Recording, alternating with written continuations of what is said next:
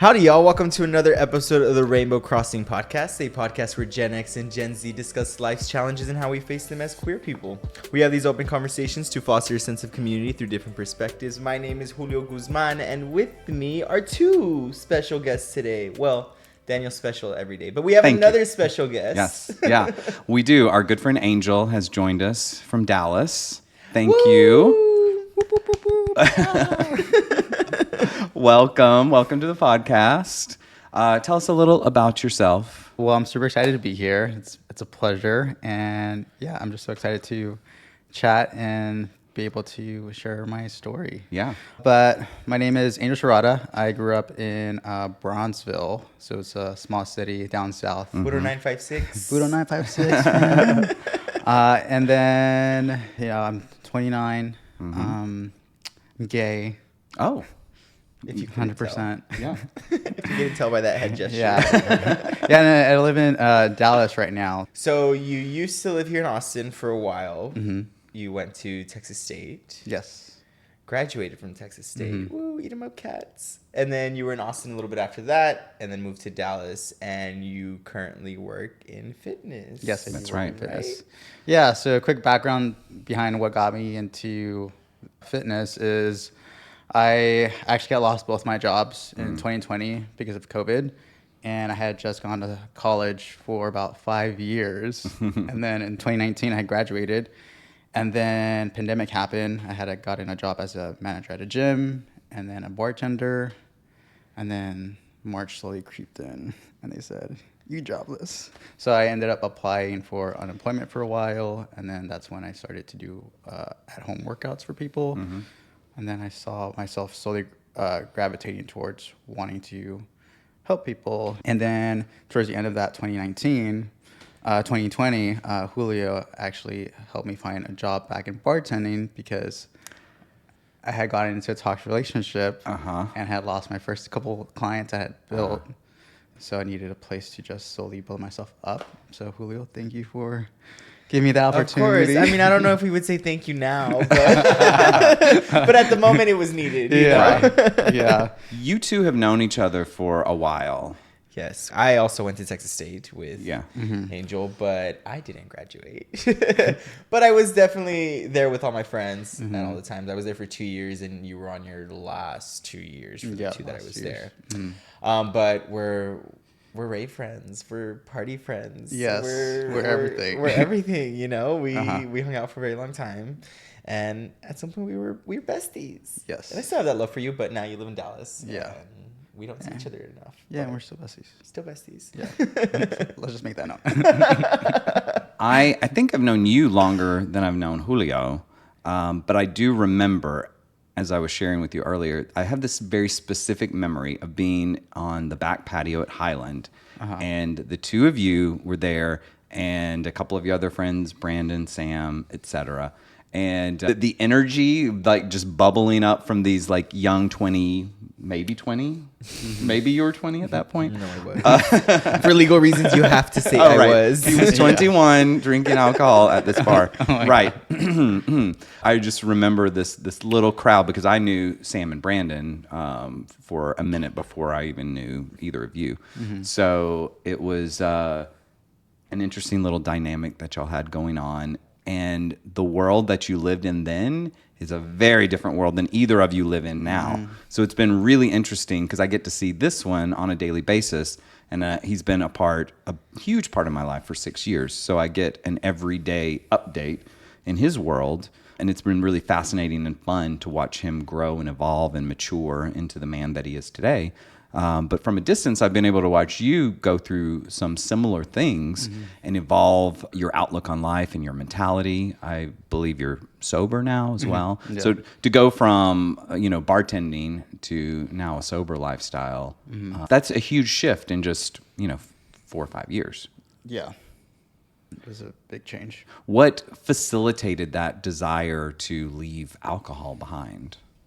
I just had created a life that no longer made me happy, and I had to finally realize that I had created the life that I had, and I had to look at myself, give myself a really hard look in the mirror, and say, if I create the life that I have that I don't enjoy, or that I'm no longer serving me in some sort of way, because it was serving me to a certain extent, and I do enjoy all the experience that I did have. Sure.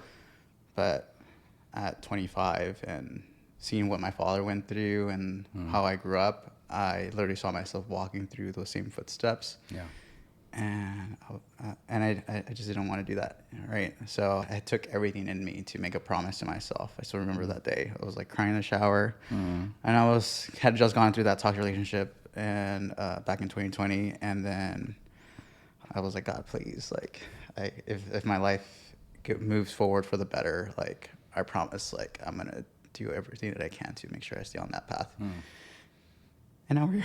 So Wow. it was literally that one decision, and it was that deep, and honestly, it was also that simple. Yeah. So, for me, the reason I stopped drinking was just to see if I could notice any difference. I don't feel like it was impacting my life too much to where I'm like, I need to stop drinking or I need to stop doing drugs.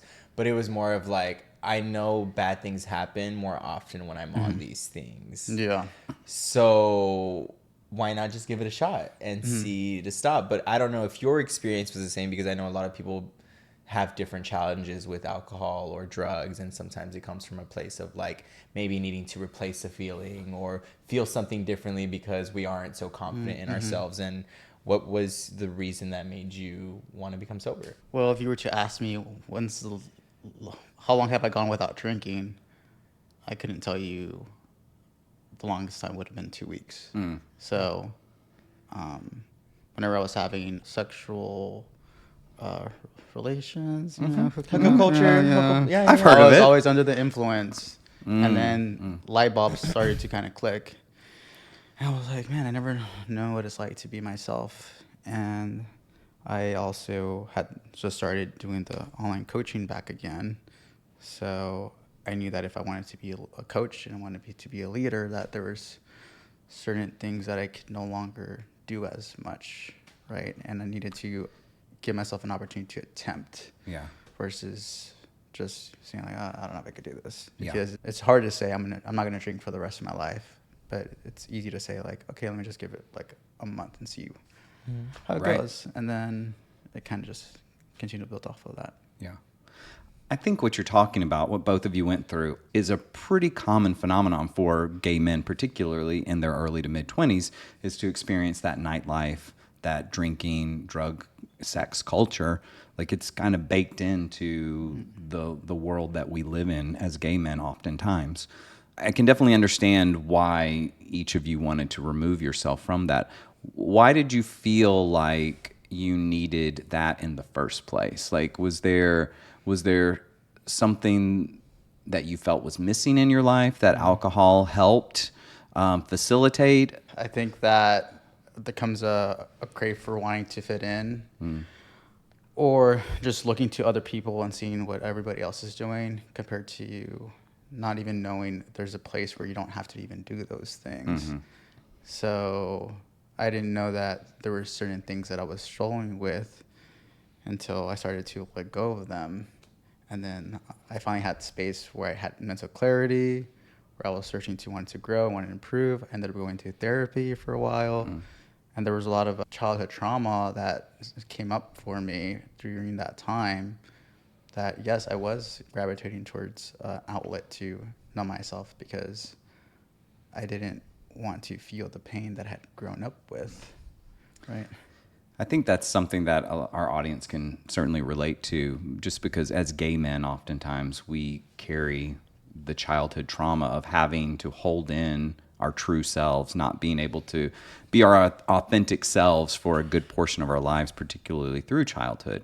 And then we shift into the bar culture, because that's the most obvious space for gay men, and that's what everybody else is doing. And a lot of them also share a similar trauma, where they're just trying to process everything that they went through. And unfortunately, the bar isn't the best place to find friends who can help talk you through these things, who can share stories that we can all certainly relate to. So obviously you're at a bar, what are you going to do but drink? I feel like your age group definitely is experiencing that more so than maybe my age group went through. Like, I don't think we found a way out of the drinking years until much later in life. So the fact that I see the two of you, and I think it's indicative of a lot of people in your friend group, that y'all are finding your way out of this at a younger age, to me means that you're coming to terms with these traumas that you were going through as a child, which is amazing that you're able to do this internal work and then communicate it to a therapist or to a friend and really just to yourself. Kudos to both of you for that. What's crazy that in like my mind, I have acknowledged all of my trauma, but it wasn't until like I knew it was there, but in a way it was kind of numbed while I was partying. I didn't notice that I had that many deep issues until I stopped drinking, and there was just, I wasn't even thinking about it. There would just be moments where I'm sober and something would trigger something, and I'm like, oh, I'm kind of feeling a type of way about this. And I'm like, where is that coming from? And I don't think I would ever have known that if I just kept partying in a weird way. Yeah. I don't know. Some people find their trauma while they're partying in the scene and they're like, oh, I need to stop. Yeah. Mine was a little bit more like, oh, I see everyone's life not going the way that I would want it to from these outlets. So that's why I stopped. But then after that, being sober, I'm like, oh, now I'm feeling different things that I didn't know that I really have felt in my adult life.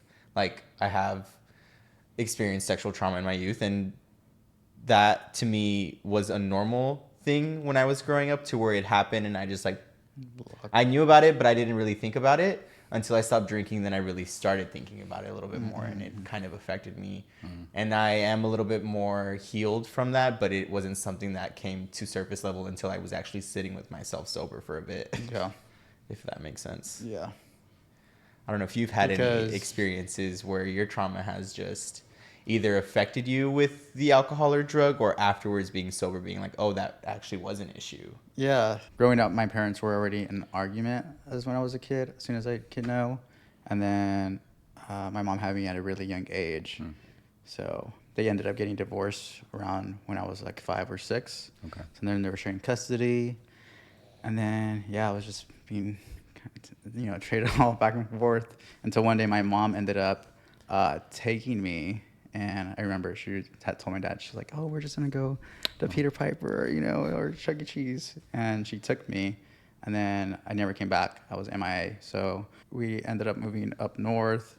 And then my dad ended up hiring a private investigator throughout the time frame. Wow. And then he ended up coming in and finding me. Yeah. And then after that, I ended up coming back home. And so much trauma had already built up From that. From that. And then while my dad was drinking, he was coping with the relationship as well, like the breakup and just kind of seeing his life. I mean, he literally moved in with his mom, so we were living with my grandma. Yeah. And then through the times that he wasn't there, that's when I experienced being sexually abused by certain family members. And then I ended up just putting that to the side, because that moment was when I realized that I'm the only person that's going to be able to save me. No one here is going to be able to save me. Yeah. So after that, I realized that I was also gay. So I had to put that into the mix, and then I had to hide it. And then at some point I'm done here. I'm done being part of this family and all that. And of course, as I got older and I went through the healing and the trauma and all that, I had to kind of replay things and actually forgive, because I had just so much hate at some point, because my dad would call me and I'm like, what is it that you want? I don't want to talk to you. Yeah. And then I realized there was some things that I needed to let go of. Yeah. I mean, when we hold on to things, it's only really hurting us at the end of the day. Like the hate, the anger, the disappointment, it's just going to affect you largely. So it's great that you were able to see that, because you had a lot of traumas just thrust upon you. Like, I mean, as kids, that's usually the case. Like, it's just kind of happenstance that's the life that we're given. And then it's up to us to sort out all of this stuff. And a lot of times, as we said, alcohol, partying, sex, etc., is the Band-Aid that we put over 100%. This, because we haven't been given any coping mechanisms because we were in a situation that was filled with trauma. So they didn't know how to fix it. And then we certainly didn't get any tools to help us figure out how to fix it. So again, the fact that both of you lived very different lives than I did as a kid, and the fact that you were able to really pull yourselves out of this situation is amazing. And it's a credit to both of you. But tell me about fitness, what role fitness has played in this journey.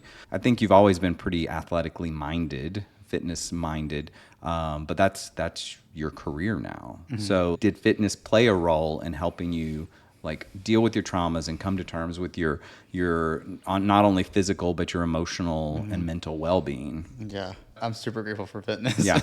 It saved my life. It was just there in moments that I always needed it. So my dad wanted me to work out all the time, but I never had the drive to. But at some point, I realized I wasn't happy with how I felt. So I started running, and then I started trying to working out. And then when I got to college, I realized that I wanted to start working out. So it just became an outlet for me. And even through everything, I think that there was also the side of me trying to prove to my parents that I didn't have to have lots of feminine energy. Not that there is anything wrong with feminine energy, but I think that the way that I grew up, it was just super like masculine. You need to be like this.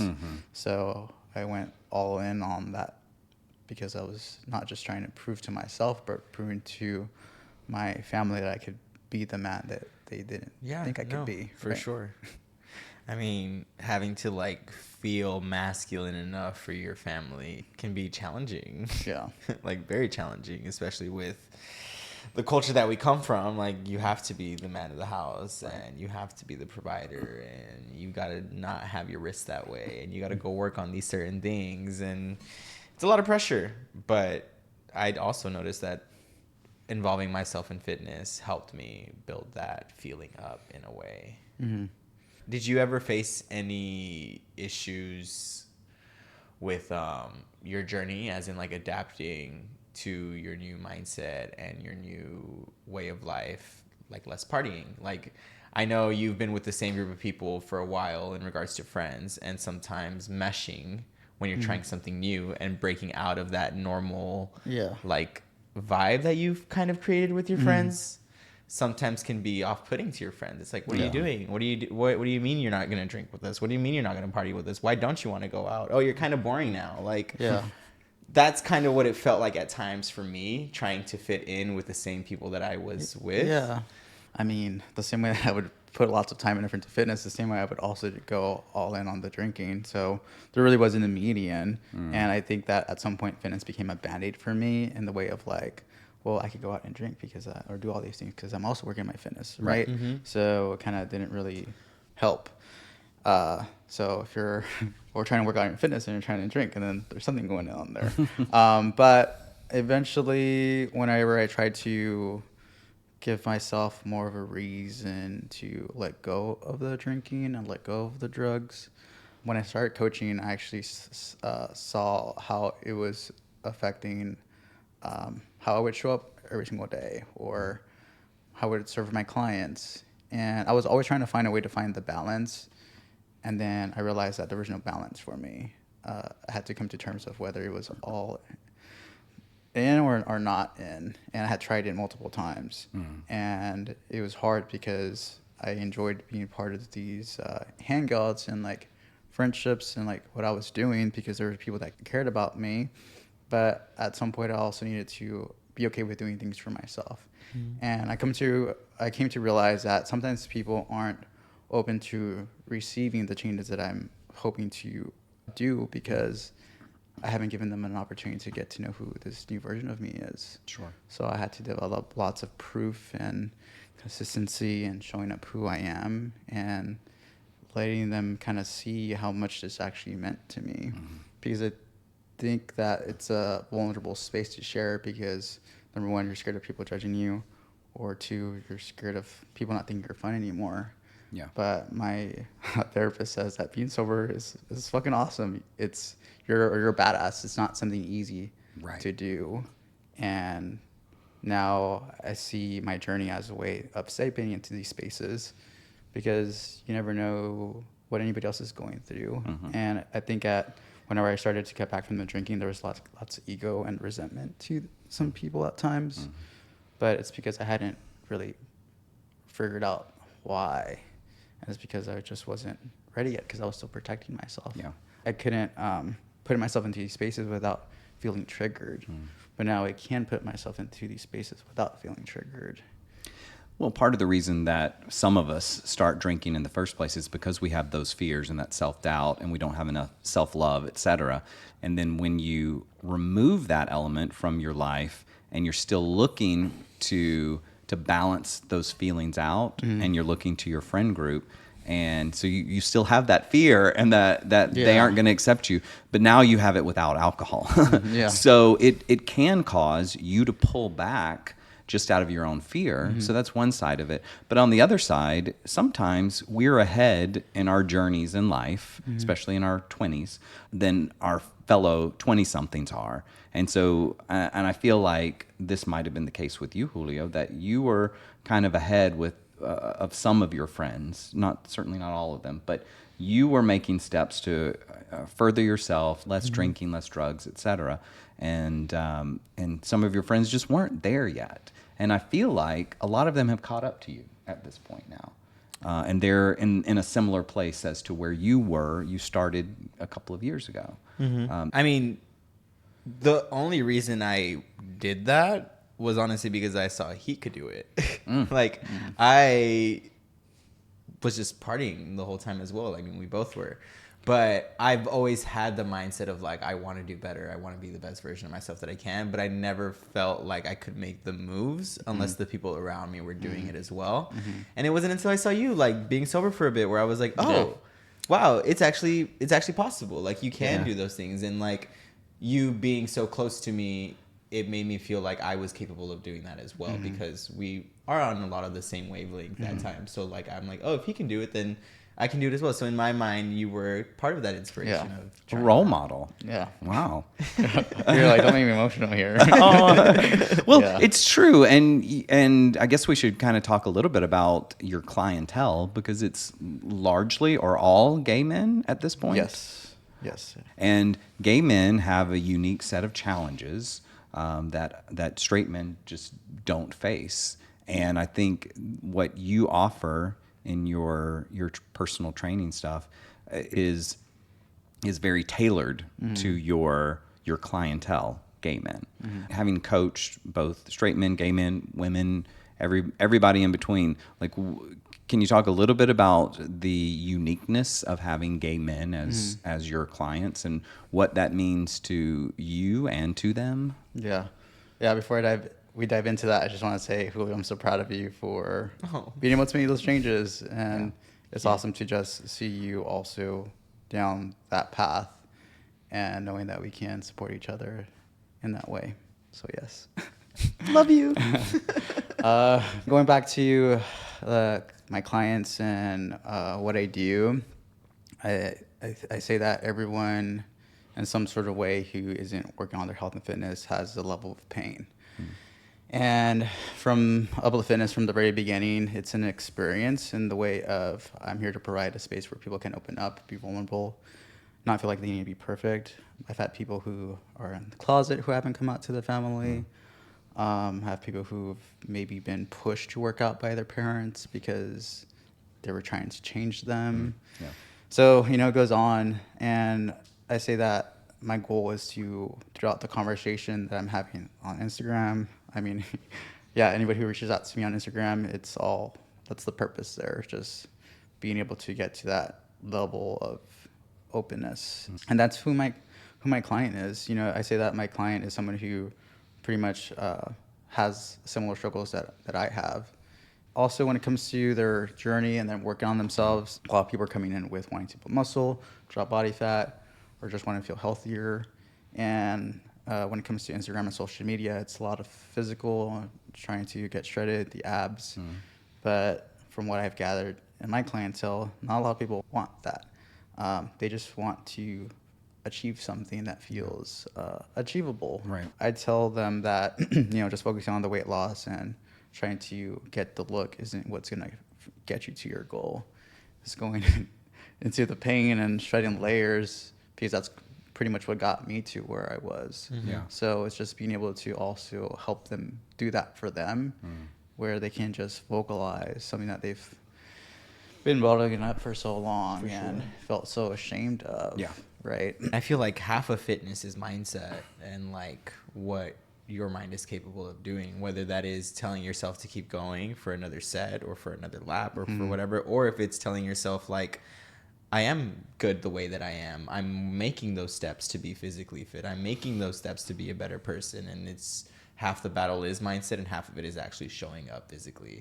Yeah. In my mind. So I think that's amazing that you're being low-key a therapist for your your clients and your personal trainer.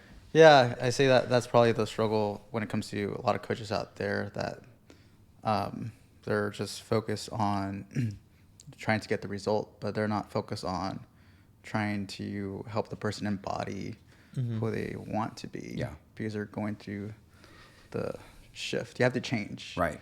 And, And if the mind don't change, and then the body can change temporarily, but if the mind isn't changing, it is a temporary thing. One of my favorite things on social media is looking at body transformations, like seeing the before and after photos, and you post a lot of those on yours. And I'm just always so impressed. And sometimes it's a 10 or 15 pound difference, and it looks like it's like a 50-pound difference, like, because obviously they've been building muscle while they're losing fat. So there's a lot more to that than just that simple number. So I, first of all, just am always just so impressed with people's journeys and that they're willing to put it out there, because that is such a source of inspiration for other people. So, what you're providing through your story, which I know you share your story a lot, and then when other people are sharing their stories through your platforms, like it really is an inspirational thing. What do you think has been like the most radical transformation that you've been involved with? Yeah, so my online coaching business is called Uplift Fitness. I'm all about just uplifting people through the process, making sure that fitness is fun and not boring. We like to add a little bit of color in there. But, I had a client that came to me. I had multiple clients, but I say this is the client that I spent most time with. He was with me for about 2 years, and he had always been the big kid growing up, and he just wanted to change. So I brought him under my wing, and he knew how to work out. He knew how to eat certain foods. But one thing that he did have for anybody out there was a reason to just get started. And that's all that took him. He started, and at the end of the 2 years, he ended up losing around 138. I weigh just a couple of pounds more than that. Like, that's a whole me that he lost. Yeah. Wow. So that was one of my rock star clients. So out there. Sounds like a rock star. But the biggest thing whenever I spent with someone who was going through that is how that even though they had lost 50, 70 pounds, they still saw themselves as who got started. Yeah. So it was lots of affirmation and letting him know, like, hey, you're not that person anymore. You don't have to talk to yourself like this anymore. Yeah. And I think that's something that, we all struggle with at some point. Oh, for sure. when working on our body. When you see yourself for most of your life a certain way, it's hard to change that thought process. Like, I know I've gotten thicker, but still when I sit down, I'm like looking at myself and I'm like, I'm still that skinny little boy. Like it's You're just not. hard. It's hard to get that mindset out. And I can acknowledge my gains, but still I look in the mirror and I'm like, yeah, I'm kind of still a twink. You're really not. But it's not just a body thing. Like, a lot of us just struggle with self-love, whether it is a physical appearance sort of thing, or maybe it's a childhood trauma. We didn't get the love we felt like we needed, or, we were rejected in life from partners or parents or whatever it is. Like, so many people in our community specifically, but everybody, I think, struggles with this to a degree at some point in their lives, finding that self-love. And so physical fitness can certainly play a big role in helping. And it's not necessarily getting the six-pack abs. It's just knowing that you're doing something for yourself. Like, you've entered this healthy mindset, and you're going to just live a little better, like, sleep better at night, digest your food better. Like, there's so many things that will help us live longer and better lives when we engage in physical fitness. But it really is only one component of it, because as you can attest, people are coming in with a lot of baggage that isn't even necessarily attached to the physical part of what you're helping with. It's weird how your baggage and physical fitness most likely go hand in hand.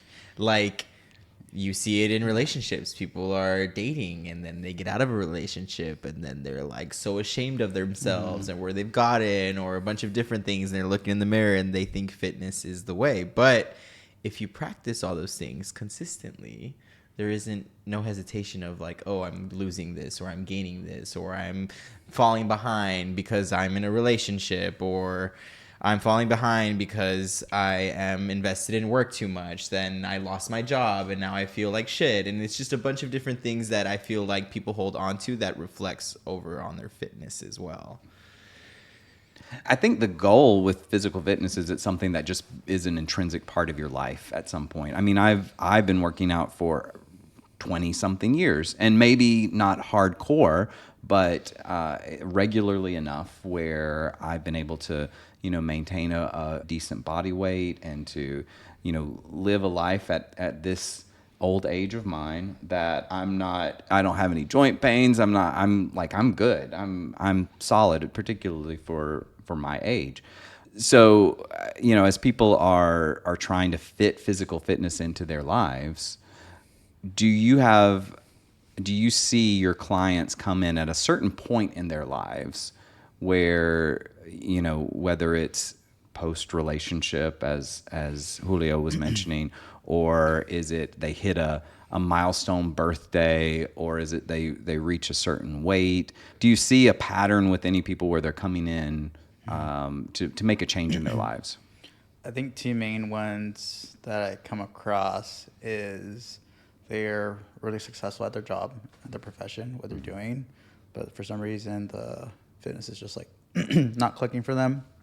It's something that comes really hard for them. And this is for anybody that joins my program. My goal is to help them find belief in their life that they can do these things. So I tell them that if they could be successful at their job, then why the hell can you not be successful at your fitness journey, right? So just helping them just know that they have the ability to do it, but sometimes it's just not having the plan or having the accountability. There comes a point where the only person that has been able to tell you what to do is your boss and your parents. But at some point, your parents aren't going to be in the picture. Right. Now you have your own responsibility to push yourself and tell yourself not to go pick up fast food when you shouldn't, or have that drink.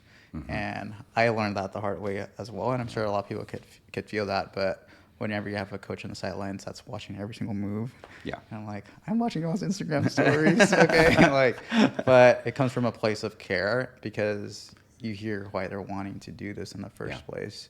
And then the second one is just hitting a wall when it comes to either breakup, relationships, or they just had enough.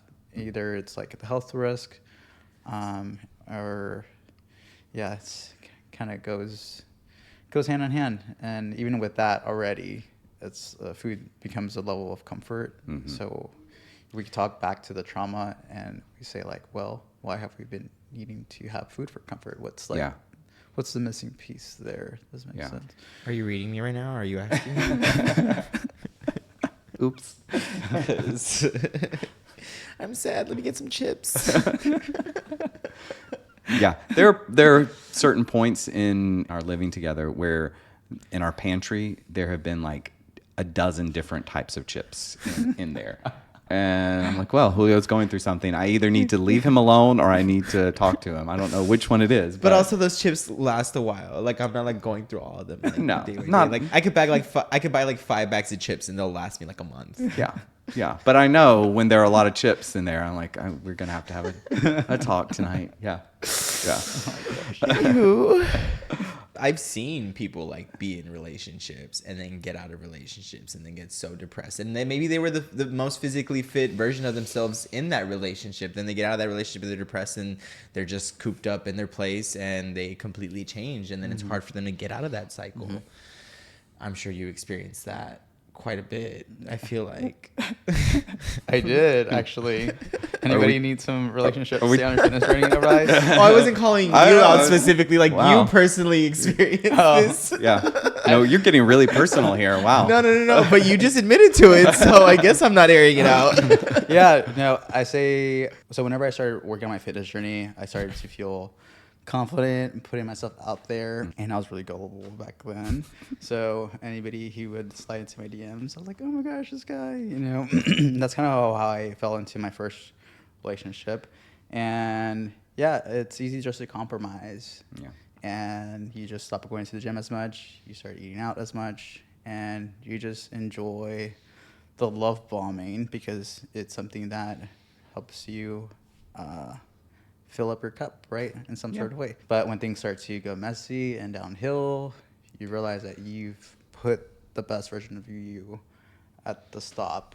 So you realize that once I got out of a relationship, I saw the pattern. So the third time I was like, I ain't fucking doing this shit again.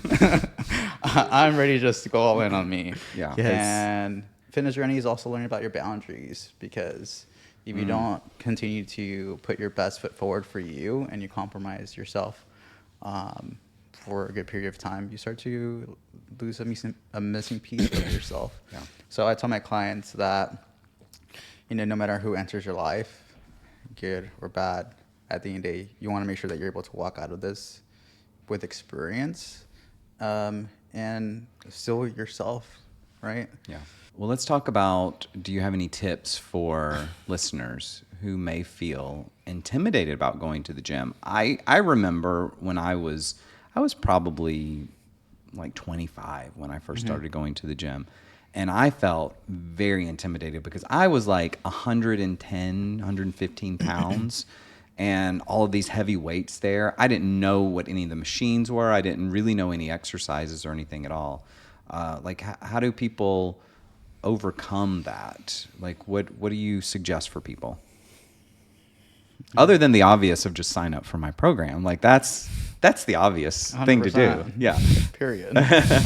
No, I always tell my clients that it's about doing and learning. If, for example, you walk into your first day of school and you just got your schedule and you're a little bit anxious because you don't know who's going to be the teacher, you know who's going to be in the class, the students. But as you walk in, you start to kind of just see for what it is, right? And then you keep going, and then it just becomes second nature. You just show up because you feel more comfortable in this space. Right. So same thing when it comes to gay men who might feel excited about when it comes to going out, right? Bring that energy. We all talk about being the main character or having that level of sass or that fire within us. Confidence. We gotta bring that confidence into the gym.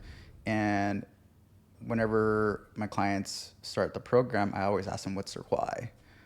No matter what you think about, all the self-doubt, all the fear, just know that you're there for a reason. There might be someone that are bigger than you, stronger than you, but at the end of the day, you also have a purpose to be there too. So what is yours? Yeah.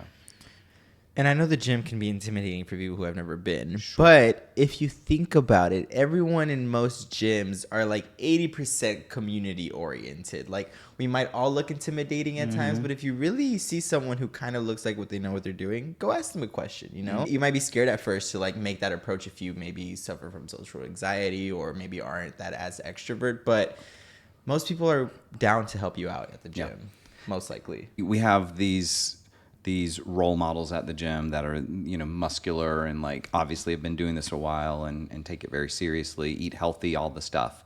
And if we're not in anywhere close to their shape, we feel like they're judging us. But I think that it's actually usually the opposite, and that they are just happy that you're there working on your fitness. I know when I see someone coming in, whether they're older or they're overweight or They seem like this is their first time there.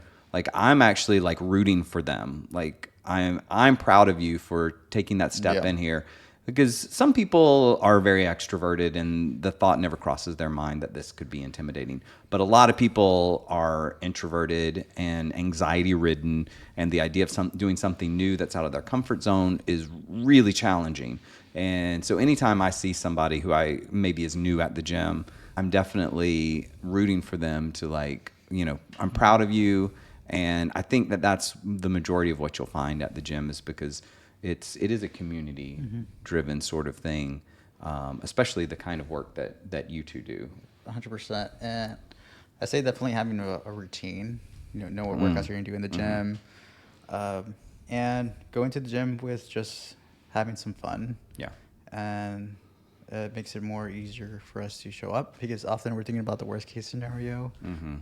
When anxiety happens, it's because we're playing out a thought that hasn't even happened yet. Right. So think about the best case scenario. Yeah. Yeah. And there's so many fitness apps and YouTube videos. Like it's a great idea to have a plan before you go into the gym if it's new for you. You can Google YouTube all of the routines and all of the equipment and everything. So you can kind of already have an idea. I know this guy wrote a routine for me not too long ago and he put something on there. I don't remember what it was, but I had no idea what it was. So I got to the gym and when I was still in my car, I was looking at the routine and I did a quick, YouTube search and I was like, oh, okay, that's what that means. I'm like trying to think of what move that was. I don't know. It was probably something really simple. It was probably squats or something silly. But also if you have a friend, take a friend to the gym. Yeah, if somebody's already, if you have a mentor potentially, or challenge another friend who's never been to the gym, and it makes it a lot easier if you got a buddy system in place. It is a lot more fun with a partner for sure. Yeah, and exercise isn't just about going to the gym too. Yeah, I think for so long I thought that I just need to go to the gym, but. I mean, I took a class today and it freaking kicked my ass. But it felt nice not having to think about what I needed to do next. All I needed to do was just look up to the screen. And I'm like, okay, I could do this. I could do this. So give yourself an opportunity to explore. Yeah. Cycling, yoga, fitness, it doesn't just fit one box. Yeah. Right. And I think that fitness fits many avenues. And it's also finding yours. Right. Yeah. Yeah. It could be strength training. It could be cardio. It could be so many yoga, things. cycling, swimming, walking. Yeah. Even. Yeah. Actually, yeah. If you're so intimidated or anxiety ridden, just start by walking. Like we all have, I think, the opportunity just to step outside and walk around wherever it is. So yeah, that's a great point. Okay. So squats, lunges, or deadlifts? What's your go-to? Deadlifts. Deadlifts, yeah. Can you show us? Where's the bar at? Julio can be the bar. Oh my God. Do you have a gym anthem, a song that you listen to when you need power for your workout? Definitely EDM. Yeah. Something that's going to be hard with the bass and the Okay. headbanging energy. So more bass music or like more like techno music? More bass. Bass. Yeah. Yeah, you've Getting always been a bit- bass head. Getting a little emotional on the music at some point in there. But yeah, just something that's gonna help Okay. kick up those emotions inside. Yeah. Do you have a particular artist or DJ that you lean into? I mean, some that I can just name off the top of my head is Millennium and Slander. Always. Oh my God, are you okay? Not you saying millennium or slander in 2025. Oh my God, who hurt you? I know, right? It's okay. We love you. How about your go-to cheat day meal? Pizza's always a great one. You Yeah. can never go wrong. Never can go I wrong. could always put down some Canes. I haven't had Canes in a while, but Canes always hits every single time. Love. And yeah, I think those are good 2 ones. Let's keep For it sure. Let's keep it at 2. Okay. I can't give out all my. What's your biggest gym pet peeve?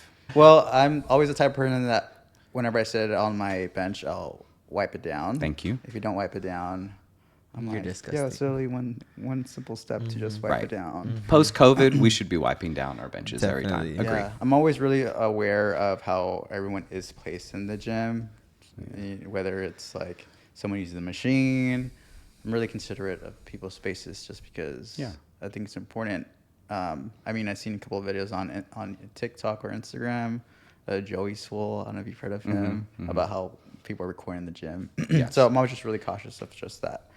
I say the biggest pet peeve is just don't be rude, you know? Yeah. And So not being if you got considerate. if you got the muscles, and then there's a even more bigger reason for you to be more respectful. Agreed. Absolutely. You know, my biggest pet peeve, I don't know why it annoys just to no end. And I guess it's because, and Julio doesn't know this about me, but I'm a very detail-oriented person. Thank you for the eye roll, Julio. When they place the dumbbells in the wrong slot, I'm like, it's right there. It's written there. You know what you've got in your hand, and you know what that says. And if there's something in the place of where it should be, just move it. So I find myself every time I go to the gym having to move, not having to, but moving the weights around to put them back in the proper space. And I think it just goes back to what you're saying, just being respectful of other people. So I'm actually there right before you go, and that's me. doing every single time. Purposefully, I'm like, sure. Yeah, I know he's going to Daniel's use about these. to be here. Yeah. He's gonna get so irritated. It's Yeah. perfect. Do you have a gym pet peeve? My gym pet peeve is probably when someone's hogging everything, I guess.